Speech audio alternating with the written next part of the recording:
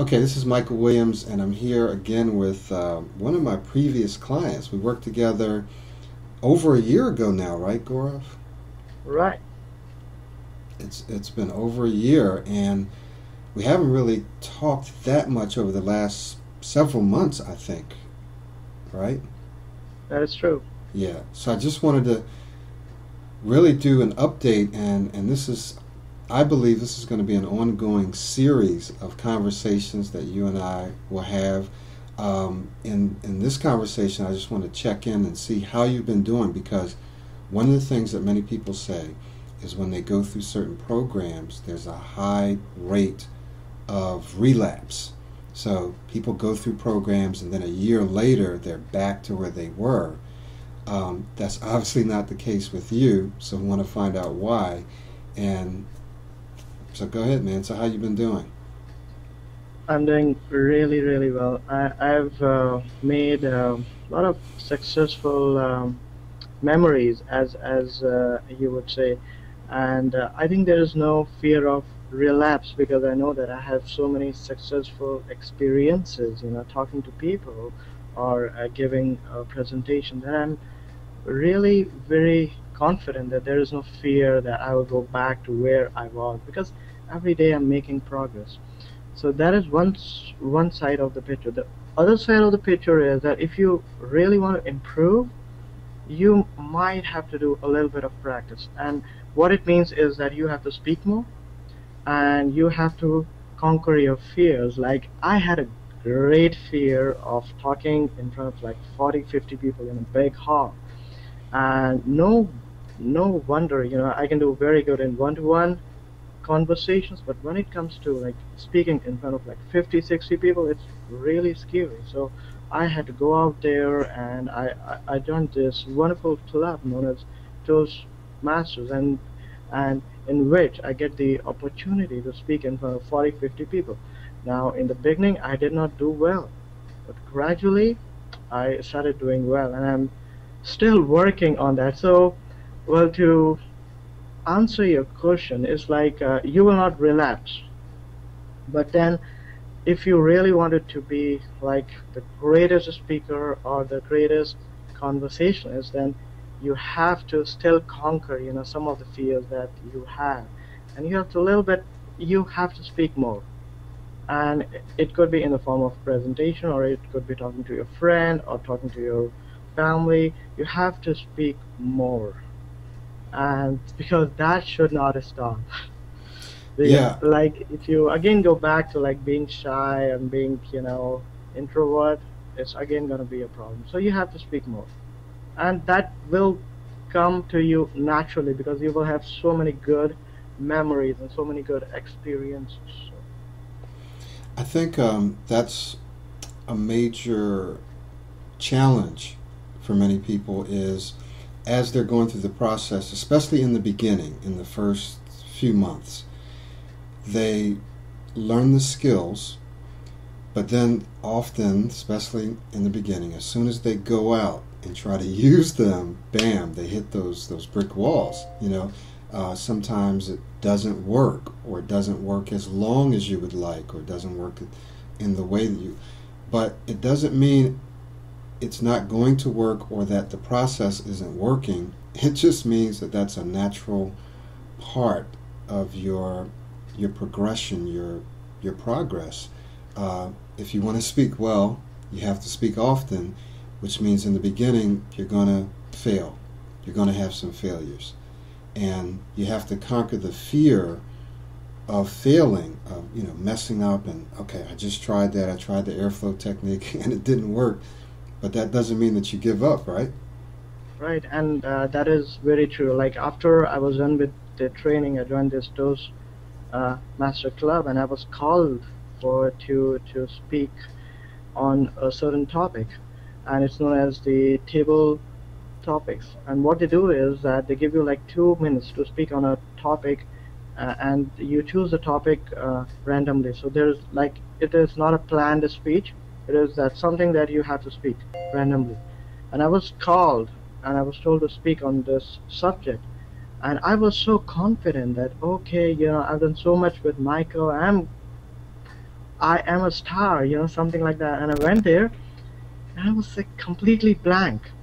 I, I felt so bad, after that, man, what happened? And it was like, but after like 2 or 3 seconds, I was blank. I was able to like, because we had so much of training that I said, okay, now what are my options?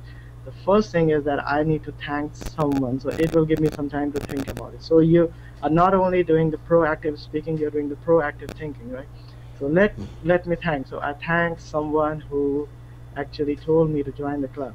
So in that time, I was able to think about that topic. I said, okay, now I've got 2 or 3 sentences that I can speak, and somehow I was able to get it out. But that was like that was my very first experience, because I was speaking in front of like 40, 50 members, big town hall type of scenario.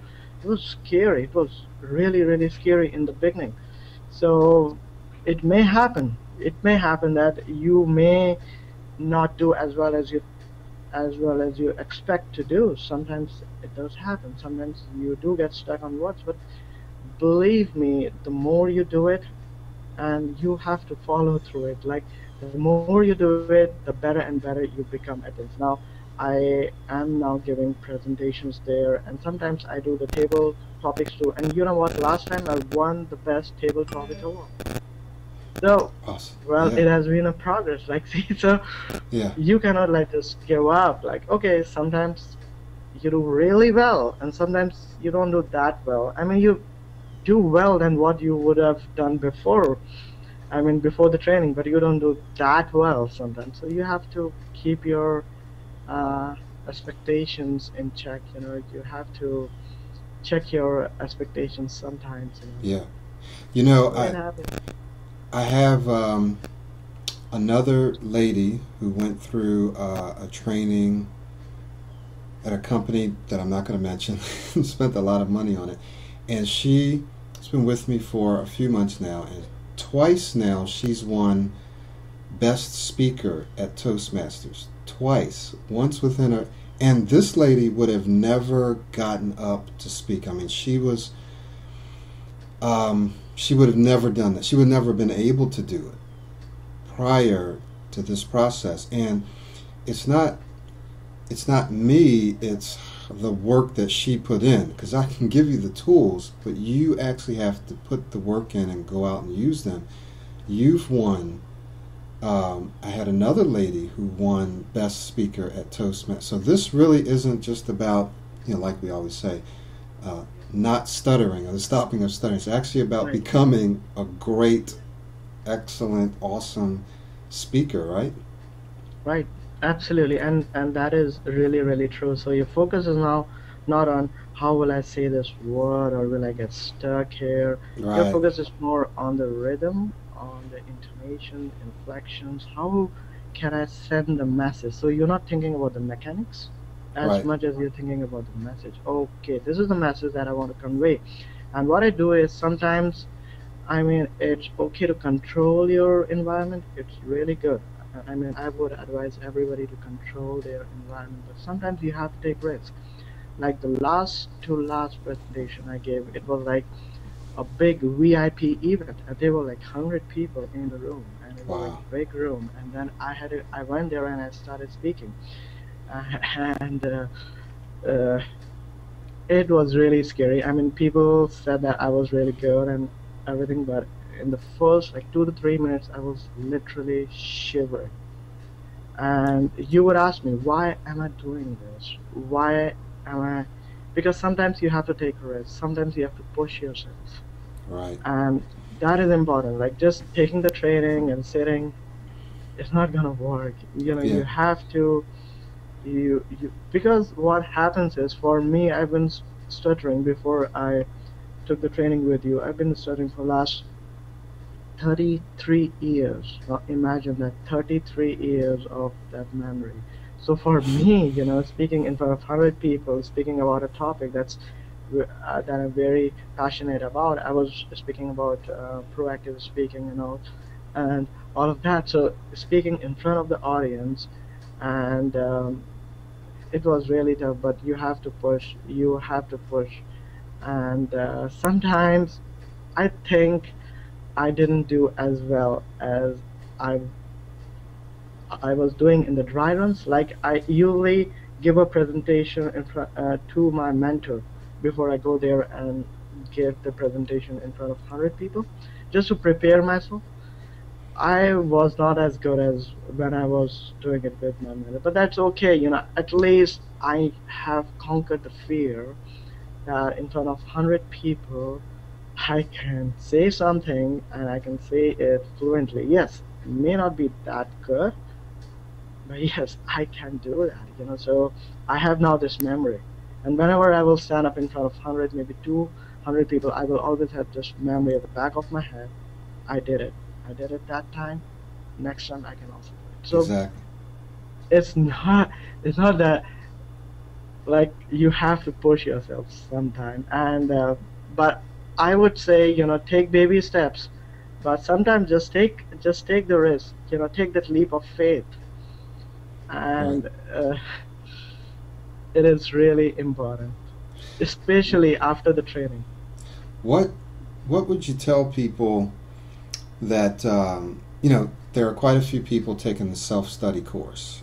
Some people just they want to be able to do it in their own time, in their own space. Some people are taking the self study because they simply cannot afford the one on one coaching. So, but they want and they need to improve their speech. And the self study has some built in challenges. The challenges are accountability, the practice. You have to practice, and if you don't have anybody to hold you accountable, the practices are things, practices by practicing, I mean literally, I'm like, we're getting into some detail, but modeling, memorizing, presenting, those are things people generally don't want to do, don't like to do. So if they don't have someone to hold them accountable, a lot of times they don't do it, and it's that very thing that creates that new speaking style. What would you tell people that are working on their own about the importance of the practice, the modeling, the memorizing? What would you tell them?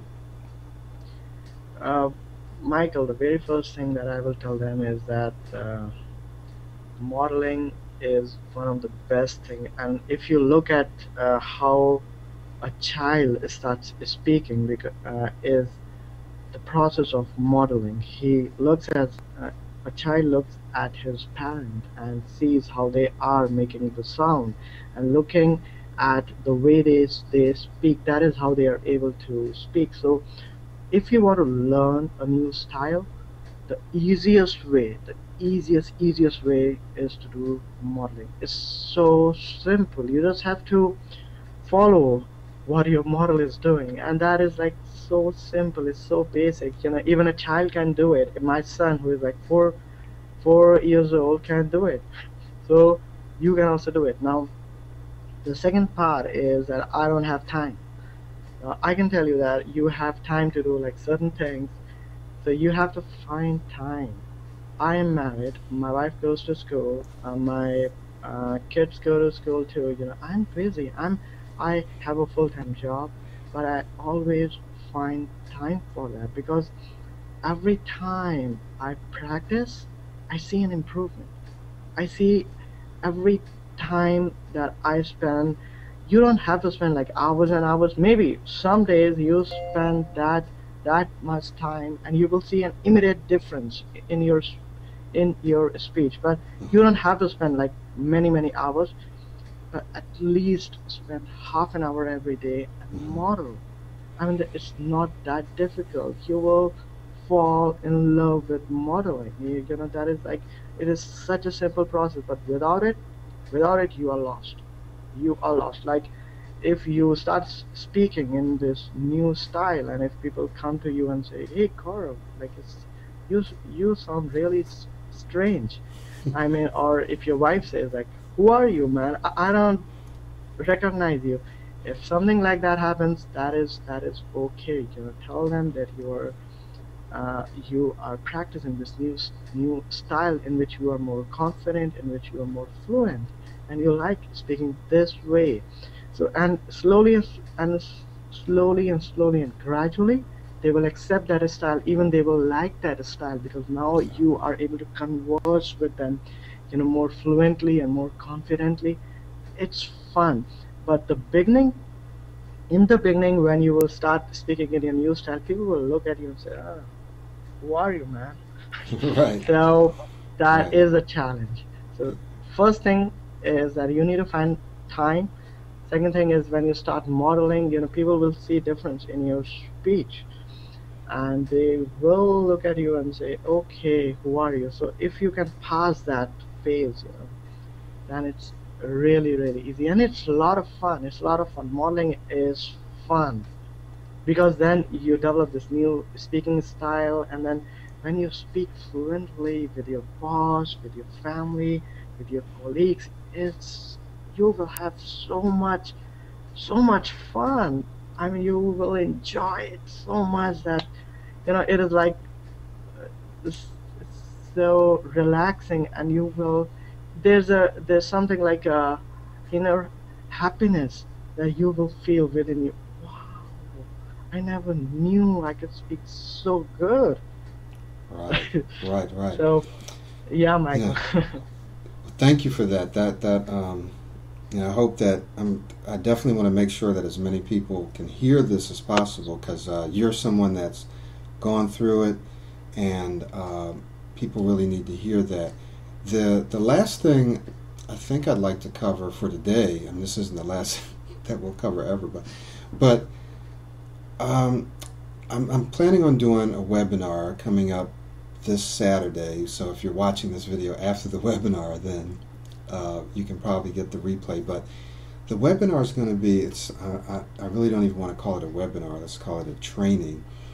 It's going to be on something that I call word to phrase grouping. Word to phrase grouping. And what I've found from working with clients is that sometimes clients speak in a choppy manner. You and I have talked about that last year. Choppy manner. Speaking word for word, right, one word at a time. Shallow breathing, right, so they're struggling to get out every word. And word to phrase grouping is a way to speak more naturally, which is to speak in phrases, right? So instead of saying to speak in phrases, to speak in phrases. That's one phrase and one breath, as opposed to Right. stopping after every word, before every word, and oh my God, here comes the E or I, I'm going to get stuck. We speak in a nice, smooth phrase, Right. and we learn to inflect down at the end to relax our speaking system, and then we move to the next one. Now, how have you dealt with that process? And did you used to speak in a choppy manner back when we first started? Yeah, I used to speak really, really choppy, and like reason was that I was too much focused on the words. Like, okay, what do I have to speak? Or I have this self concept about me that I'm not a good speaker or that I stutter. So I was very cautious about it. So I used to speak really, really choppy, and uh, it was a challenge for me for a very long time. And but the thing that really helped me was modeling. And sometimes, you can slow down. I would advise people who are really choppy to slow down and extend their words, like their ending, especially focus on their endings. Mm-hmm. Extend the words. Take a breather. You don't have to be anxious. Sometimes you have to be like. Sometimes it is a time situation in which you have to speak. Like two people are speaking, and you want to present your own thoughts or something. So there is a time thing there that you have only this window to speak. But usually in daily conversations, try to be more relaxed, speak slow. You can vary the speed of your conversations, extend your words, let it flow with the rhythm. And I think word extensions, especially uh, when I was doing modeling, this word extensions really, really helped me Yeah. because I was able to, like sometimes when I'm not able to, when I'm finding it difficult to speak a word or speak a sentence, I usually go slow, but with inflections, I'm inflecting out and going slow. So it's like, okay, I mean, I feel relaxed, and at the same time, the other person doesn't feel like, that is choppy. It feels like, okay, he's trying to pay attention or is to certain phrases or certain words. Hmm. So in that way, I was able to do that. But it is a challenge, and it has been a challenge. Sometimes when you speak in front of a lot of people, you do become choppy. Because you're so nervous. Right. So I still feel that I still need to work on that problem. Sometimes it that's not always, but sometimes. Uh, it is tough. It is tough, and the thing is that you can be fluent, very very fluent when you're speaking to your friend, but when you're speaking to your boss, it's like you are under so much of pressure, and he wants to know like everything, and there is again the time factor that comes in, and then Hmm. you are under that pressure, and you want to speak fast, or you want to cover a lot of points in that. So you have to be careful there. I think what we might do is in our next show, our next installment, we're going to cover that subject, those challenges of when you're in high pressure situations, when you're around certain people, when you feel like you have to respond right then and there. So I want us to save that because that's a whole episode Yeah. of information that we want to Right. cover. That really, a lot of people, that's when a lot of people start Hmm. to get choppy and getting stuck, is Right, in, right. right? So we want to really dig into that in Sure. the next session. Yeah. Absolutely. So do you have any closing remarks for people to? Yes, yes, yes. There's like one thing that I find very effective. It's so simple, but it's so effective, that is a smile. And whenever you are conversing with your friend, with your family, with your wife, whenever you are conversing with people, smile from time to time. It is such a simple but a very effective tool, That's right. and people will like you, as a speaker, as a conversationalist, if you smile. So That's very right. simple. It will relax you, That's right. and you will be loved by all the people. If you just put a smile on your face when you are speaking. Very good. Well, thank you, Gaurav, and we're going to try to do this once a week. We're going to try to get together once a week and do this and continue to talk about different relevant challenges and also some successes, and we'll probably give out a couple of secret strategies to to smooth speech as well. So I really appreciate it, and you and I are going to be doing a lot more work together. So I think that people will be seeing you a lot more as well, right? So thank you. Okay. Thank you. Thank All you right. for having me.